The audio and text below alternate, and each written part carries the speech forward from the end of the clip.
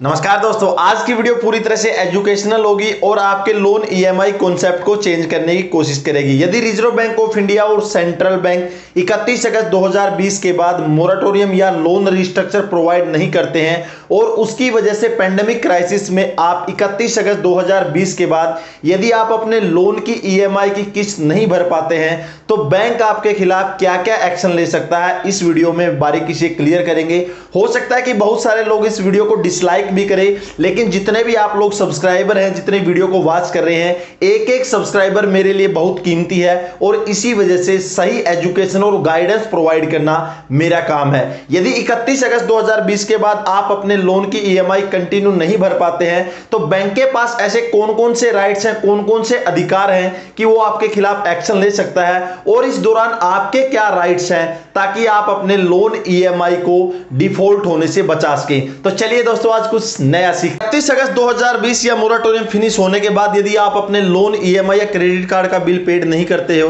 तो बैंक इसकी report directly civil department को करता है और सिविल डिपार्टमेंट आपके सिविल स्कोर को नीचे ला के रख देता है। अगर कंटिन्यू आप 90 दिन तक किसी भी लोन ईएमआई को पेड नहीं करते हैं तो आपका लोन माना जाता है एनपीए में, यानी नॉन परफॉर्मिंग एसेट में, और आपके सिविल स्कोर पर बहुत ही ज्यादा इंपैक्ट पड़ता है। और जब तक आप ये लोन कवर नहीं करेंगे या रीपे नहीं करेंगे तब तक आपको फ्यूचर में कोई भी बैंक या एनबीएफसी कंपनी लोन नहीं देगी। जैसे ही आपका लोन एनपीए में चला जाता है तो इसमें बैंक के पास 3 ऑप्शन रहते हैं। सबसे पहले कुछ बैंक ऐसे हैं कि अगर अमाउंट कम है बैंक की नजर में तो बैंक उसको राइट ऑफ कर देता है और पूरा पैसा आपके पैन कार्ड के जो नंबर है उसमें डाल देता है। और भविष्य में जब भी आप कभी लोन लेंगे तो जब तक आप उस पूरे पैसे को, पिछले बकाया को अगर क्लियर नहीं करेंगे तो भविष्य में आपको लोन नहीं मिलेगा और साथ में बैंक आपको डिफॉल्टर लिस्ट में घोषित कर देता है।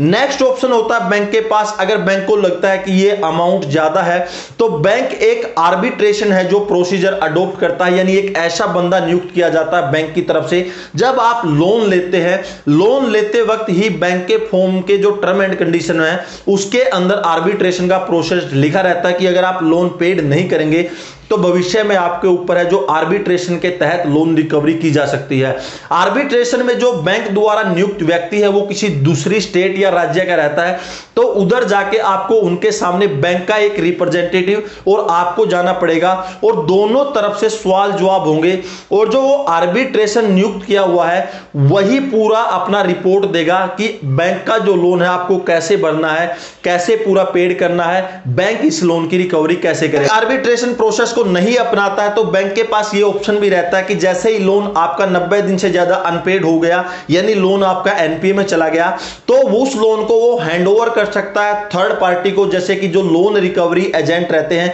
उनको भी आपका लोन ट्रांसफर कर सकता है। यदि बैंक ये दोनों ऑप्शन अडॉप्ट नहीं करता है तो बैंक के पास तीसरा ऑप्शन रहता है कि जैसे ही आपका लोन अमाउंट एनपीए में चला जाता है तो बैंक आपको एक लीगल नोटिस सर्व करता है जिसमें लिखा जाता है कि आपके ऊपर इतना अमाउंट है, इसको 60 दिनों के अंदर पेड कर दीजिए, नहीं तो बैंक आपके खिलाफ लीगल नोटिस ले सकता है। अगर 60 दिनों के अंदर आप ये पूरा अमाउंट पेड नहीं करते हैं तो फिर जो बैंक है आपके ऊपर सीआरपीसी की धारा 420 यानी फ्रॉड के तहत और निगोशिएबल इंस्ट्रूमेंट एक्ट 138 के तहत आपके खिलाफ कानूनी कार्रवाई कर सकता है, यानी आपके ऊपर क्रिमिनल केस भी कर सकता है और आपके ऊपर सिविल केस भी कर सकता है और आपको कोर्ट में ले जा सकता है। जैसे ही बैंक आपको कोर्ट में लेके जाएगा तब कोर्ट डिसाइड करेगा कि आपको अमाउंट कितना देना है, कैसे देना है, क्यों देना है और कब देना है। ये पूरा कोर्ट प्रोसीजर अडॉप्ट करेगा। कोर्ट ही बैंक को डायरेक्शन देगा कि आपको पैसे ऐसे रिकवर करने हैं और यदि इसके बावजूद भी आप पैसे पेड नहीं करते हैं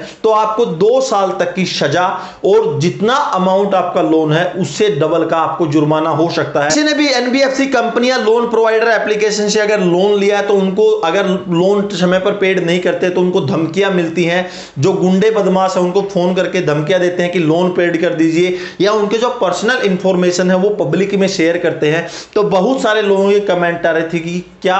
ये कोई लीगली इसका बैकग्राउंड है। तो इधर मैं आपको बता दूं कि माननीय सुप्रीम कोर्ट ने आईसीआईसी बैंक वर्सेस प्रकाश कौर के केस में पीछे ही अपना फैसला दिया था कि बैंक लोन के लिए कोई भी रिकवरी एजेंट किसी को धमका नहीं सकता है, गाली गलौज नहीं कर सकता है और ना ही उनके पर्सनल इंफॉर्मेशन को पब्लिकली शेयर कर सकता है। एक्चुअली किसी की कोई जेन्युइन प्रॉब्लम है, उसके पास ईएमआई भरने के लिए पैसे नहीं है, तो क्या अगर वो लोन पेड ना करे तो क्या उसको एज ए फ्रॉड माना जाएगा? ऐसा बिल्कुल नहीं है। अगर एक्चुअली में आपकी जेन्युइन प्रॉब्लम है तो बैंक ने भी कुछ अपने टर्म एंड कंडीशन निर्धारित कर रखे हैं। अगर आपके पास पैसा देने के लिए या ईएमआई पेड करने के लिए कोई भी साधन नहीं है तो बैंक ने बोला है कि डायरेक्टली आप तुरंत बैंक से कम्युनिकेट कीजिए और बैंक को बताइए कि एक्चुअली मेरी ये प्रॉब्लम है, मैं इतने दिन या इस वजह से मैं ईएमआई पेड नहीं कर सकता। तो बैंक आपको 3 ऑप्शन दे सकती है। बैंक आपकी ईएमआई को डेफरमेंट कर सकती है कुछ महीने के लिए, उसके ऊपर इंटरेस्ट लगता रहेगा सेम एज ए मोरेटोरियम।